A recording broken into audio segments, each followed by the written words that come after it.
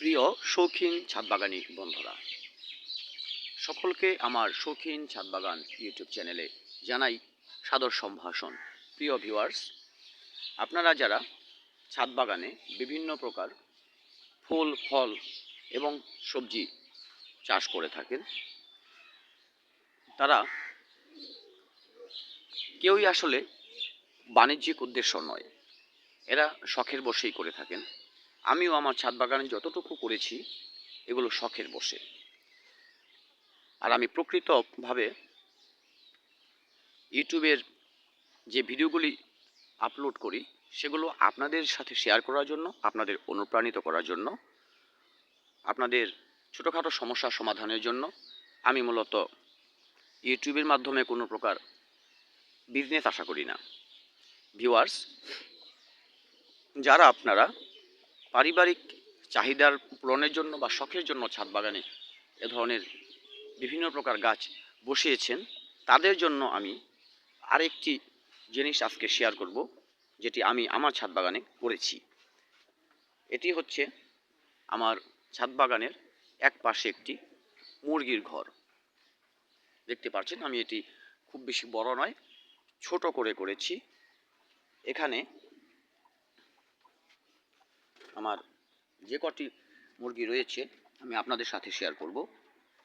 Viewers, দেখুন এখানে আমার এই যে মুরগিগুলো রয়েছে, এখানে মোট 10টি মুরগি রয়েছে।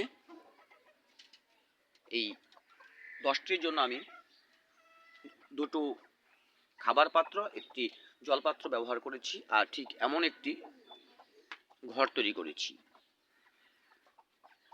ভিউয়ার্স, আপনারা কিন্তু সকলেই আপনাদের ছাদ বাগানে যদি পারিবারিক চাহিদা মেটানোর জন্য করে থাকেন, তাহলে এমন একটি ছোট মুরগির ঘর আপনারা করতেই পারেন, যেখানে যেই ডিম এবং মাংসের চাহিদা আপনাদের অনেকাংশে পূরণ হবে। ভিউয়ার্স, এখানে দেখুন আমার একটি মুরগি কিন্তু ভেতরে কুচে বসে আছে, দেখতে পাচ্ছেন। আর এদিকে ডিম দেবার জন্য আরেকটা মুরগি ঘরে চলে গেছে।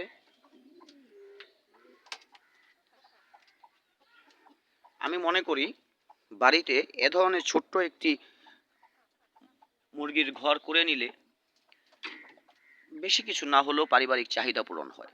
আর এর একটি সুবিধা রয়েছে, যারা খোলা জায়গায় মুরগি পালন করেন তাদের যেমন মুরগির বিভিন্ন প্রকার রোগ ব্যাধির আক্রমণের সম্ভাবনা থাকে, কিন্তু এভাবে ঘর করলে কিন্তু কোনো প্রকারের রোগ ব্যাধি আপনার মুরগিকে স্পর্শও করবে না। আমি আজকে 1.5 বছর যাবৎ এভাবে মুরগি পালন করছি, কিন্তু কোনো প্রকারের রোগ ব্যাধি আমি এখনও দেখিনি। শুধুমাত্র আপনাদের যে জল পাত্রটা সেটি একটু পরিষ্কার রাখবেন, কারণ মুরগির সমস্ত রোগের মধ্যে অধিকাংশই জল খাবার থেকে হয়ে থাকে। যে জলের মধ্যে মুরগির পায়খানাটা পড়ে, বিষ্ঠাটা পড়ে, সে জলটা মুরগিকে খাওয়ানো যাবে না। এটুকু খেয়াল রাখলেই তেমন কোনো রোগ ব্যাধি হয় না। সুতরাং আমি মনে করি বেশ লাভজনক এটা। আপনারা এভাবে একটি মুরগির ঘর করে মুরগি পালন করতেই পারেন। ভিউয়ার্স, আমার এই ছোট্ট ভিডিওটি ভালো লাগলে একটি লাইক করবেন, কমেন্টে আপনাদের মতামত জানাবেন এবং অবশ্যই আমার ভালোবাসার মানুষ হয়ে পাশেই থাকবেন আমার চ্যানেলটি সাবস্ক্রাইব করে। ভিউয়ার্স, ভিডিওটি দেখার জন্য সকলকে ধন্যবাদ। দেখা হবে আগামী ভিডিওতে। ততদিন ভালো থাকবেন সবাই।